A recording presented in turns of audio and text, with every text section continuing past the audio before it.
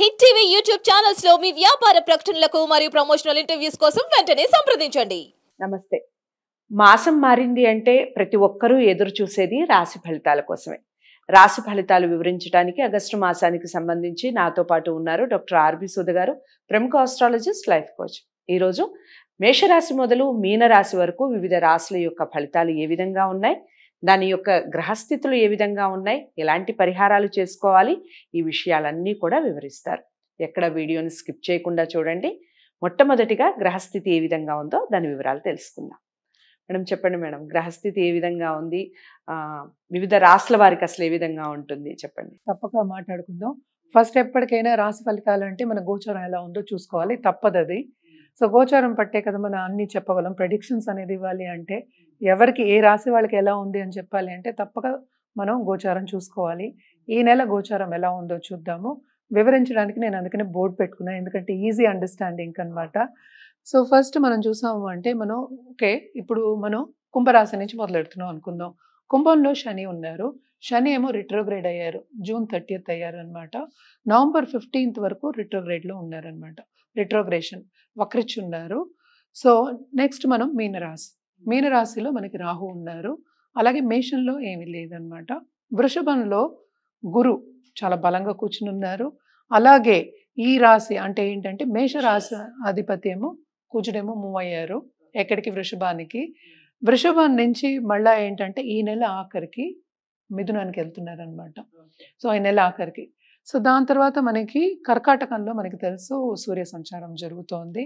ఆయన August 16th ఆయన own house అయిన సింహానికి వస్తున్నారు. సో సింహంలో ఎవరున్నారు ఇక్కడ? బుధుడు, శుక్రుడు అనమాట. బుధుడేమో ఏంటంటే ఫస్ట్ వీక్ ఆఫ్ ఆగస్ట్లో మళ్ళీ రిట్రోగ్రేషన్ చూసావు కదా, ఇక్కడ ఆర్ అని వేస్తున్నాను. రిట్రోగ్రేషన్ అంటే వక్రిస్తున్నారు. సో దాని తర్వాత మనకి శుక్రుడేమో కన్యకి August 25th మారుతున్నారు అనమాట. సో కన్యలో ఎవరున్నారు? కేతు. సో అన్ని గ్రహాలు వచ్చేసాయి. సో ఆరుద్ర నక్షత్రంలో ఎందుకు ఇక్కడ మూన్ వేశాను అంటే August 1st ఏమో ఆరుద్ర నక్షత్రం వస్తుంది అనమాట, అందుకని ఇక్కడ మూన్ వేశాను. సో 9 గ్రహాలు మనకి ఇక్కడికి వచ్చేస్తాయి అనమాట. సో ఈ దీన్ని బట్టి మనం ఇప్పుడు రాశి ఫలితాలు అనేవి మాట్లాడుకోవాలి. వివిధ రాశులకి ఎలా ఉంటుంది అనేది మాట్లాడుకోవాలి. మేడం తదుపరి రాశి వృషభ రాశి. వృషభ రాశి వారికి ఏ విధంగా ఉంది ఆగస్టు మాసం చెప్పండి. మనం చూసామంటే వృషభంలో మనకి గురువును మార్స్ ఉన్నారు, కుజుడు ఉన్నారు.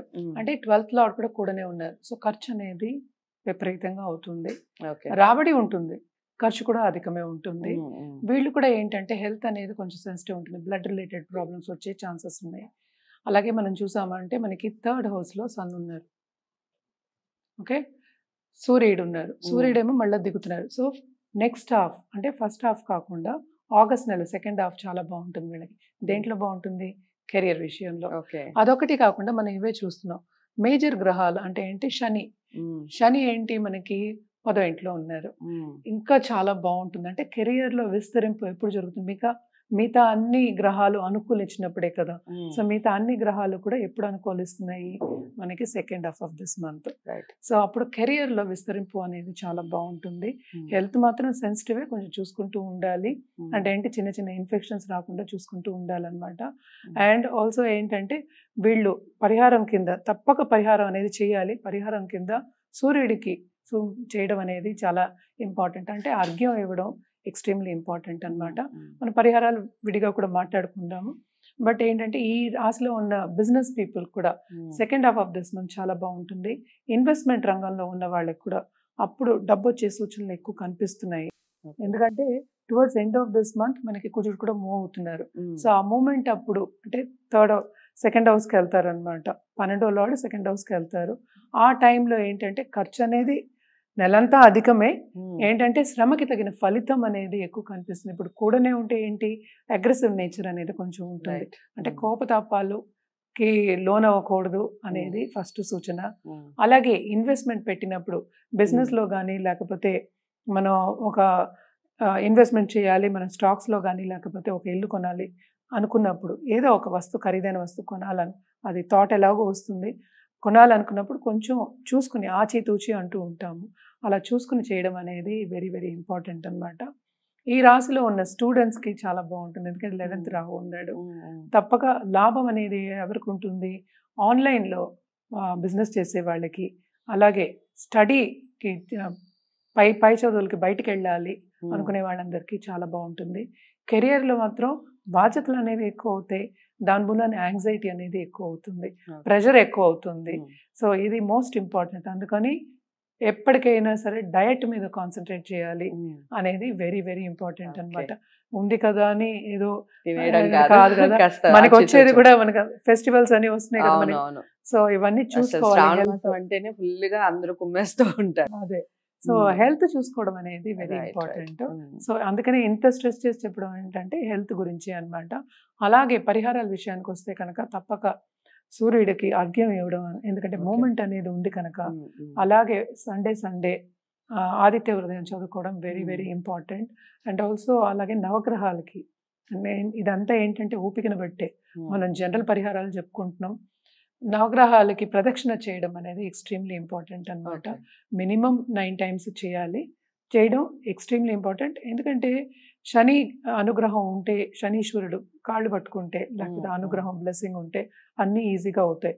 ఎందుకంటే మన శ్రమ అధికం అని చెప్తున్నాం, ఆయనే ఆయుకారకుడు. అండ్ ఆల్సో దీనికి కూడా మనకి కెరియర్ కూడా విస్తరింపు ఆయనే ఇవ్వాలి మనకి. సో తప్పక ఈ గ్రహం ఏంటంటే మోస్ట్ ఇంపార్టెంట్ బెనిఫిట్ ఈ రాశి వాళ్ళకి. సో బాగుండాలి అన్నప్పుడు శని అనుగ్రహం తప్పక ఉండాలి. సో నవగ్రహాలకి సాటర్డే కంటిన్యూ చేయడం అనేది ఇంపార్టెంట్. అందరూ అనుకుంటారు ఒకసారి చేసేసి మానేద్దామని, అలా కాకుండా కంటిన్యూ చేయాలి, అప్పటికి చాలా బాగుంటుంది వీళ్ళకి. ఈ శ్రవణ మాసం అందరికీ తెలుసు, శ్రవణ మాసం ఇది. సో దేవి పూజలు చేయడం అనేది అన్ని రాసుల వారికి చాలా మంచిది. ఎవరైనా చేయొచ్చు దేవి పూజలు. అంటే ఏంటి, మగవాళ్ళు ఆడవాళ్ళు అందరూ చేసుకోవచ్చు. అది చాలా బాగుంటుంది, చాలా బ్లెస్సింగ్స్ అనేవి మనకి వస్తాయి, పాజిటివిటీ కూడా మనకి వస్తుంది. కానీ ఇవన్నీ మనం మాట్లాడుకునేది ఏంటి, ఈ నెల వరకే కదా. సో ఎవరికైనా జాతకం పరిశీలించుకోవాలి అంటే తప్పక జాతకం పరిశీలించుకున్న తర్వాత సొల్యూషన్ ఇవ్వడం అనేది ఈజీ ఉంటుంది.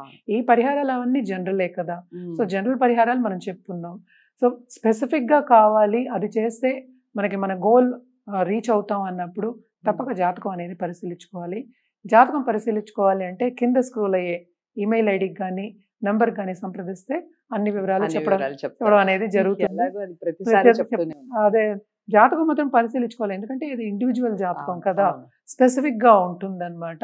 మనం మాట్లాడుకున్న అన్ని రాసులు కూడా ఫలితాలు కూడాను జనరల్ యాక్చువల్ గా. జాతకం పరిశీలించుకుంటే మంచి జాతిరత్నం కానీ, వాళ్ళ జాతక రీత్యా జాతిరత్నం కానీ, అలాగే పరిహారం కానీ, పూజలు కానీ, ఇంకా ఏమైనా ఎక్స్ట్రా పూజలు, స్పెషల్ పూజలు చేయాలా, అవన్నీ కూడా చెప్పడం అనేది జరుగుతుందన్నమాట. తప్పక జాతకం పరిశీలించుకున్న తర్వాత ఇవన్నీ చేసుకోవడం అనేది మంచిది. సో చాలా బాగా వివరించారు. వృషభ రాశి వారికి బాగానే ఉంది, కాకపోతే కొన్ని పరిహారాలు చేసుకోవడం వల్ల ఇంకా బాగుంటుంది. హెల్త్ విషయం చూసుకోవాలి, చాలా జాగ్రత్తలు చెప్పారు. ప్రతి విషయాన్ని క్లియర్గా కేర్ఫుల్గా విని పాటించే ప్రయత్నం చేయండి. డౌట్స్ ఉంటే కామెంట్ బాక్స్లో తెలియచేయండి, లేదా మీరు ఖచ్చితంగా జాతకాలని పరిశీలించుకొని పరిహారాలు చేసుకుంటేనే ఫలితాలు బాగుంటాయి. కాబట్టి జాతకాలు పరిశీలించుకోవాలి అనుకున్న వారు ఎవరైనా కానీ స్క్రీన్ మీద కనపడే నెంబర్కి కాల్ చేయొచ్చు, మేడం అపాయింట్మెంట్ లభిస్తుంది. వీడియోని లైక్ చేసి షేర్ చేయండి, ఛానల్ని సబ్స్క్రైబ్ చేసుకోండి. మరో రాశితో మళ్ళీ కలుద్దాం. నమస్తే.